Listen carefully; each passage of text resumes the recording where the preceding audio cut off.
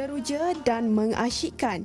Kesempatan itu diisi 20 peserta YOS Akademi Pantai Timur menikmati panorama alam semula jadi. Seawal pukul 5 pagi, kumpulan ini perlu menempuhi cabaran mendaki 2,000 anak tangga. Lebih mengujakan, kumpulan ini perlu sampai ke puncak bagi menikmati keindahan matahari terbit kira-kira pukul 7 pagi.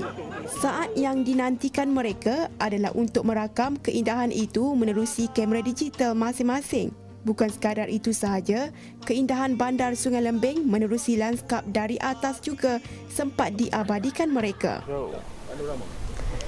Sarjana mata memandang luas pemandangan dan lanskap yang menarik. Itu yang saya boleh gambarkan ketika berada di puncak Bukit Panorama Sungai Lembing, Kuantan.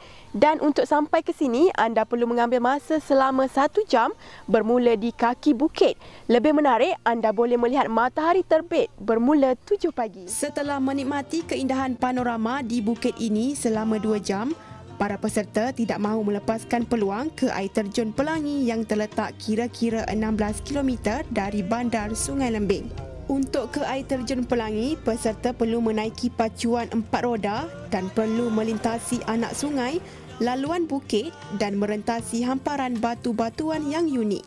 Air terjun Pelangi yang paling menarik sekali ialah bagi kami ialah mengejar pelangi itu sendiri. Biasanya orang cuba nak mengejar pelangi, di sini pelangi tunggu kita. Apa yang best tempat ni, view dia cantik, ada pelangi pada waktu pagi sehingga jadikan daya tarikan daripada pelancong daripada luar negara.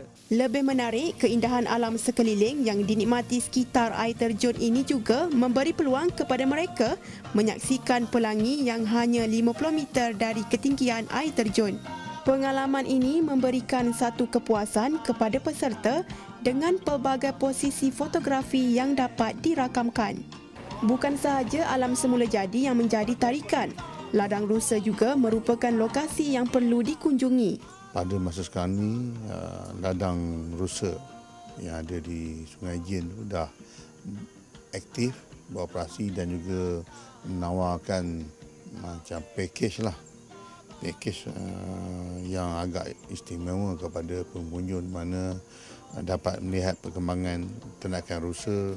Kesempatan diambil sepenuhnya peserta dengan sesi fotografi bersama 4 jenis rusa yang diternak di Paradise Deer Park di Sungai Jin. Ladang rusa ini dibuka setiap hari bermula pukul 8 pagi hingga 6 petang dan bayaran masuk dikenakan bagi dewasa sebanyak RM5, sementara RM2.50 bagi kanak-kanak. Jadi, kepada anda yang berkunjung ke Kuantan, jangan lepaskan peluang ke Sungai Lembing. Laporan Norehan Saleh dan jurukamera Badrul Hisan Khalil, Kuantan TV1.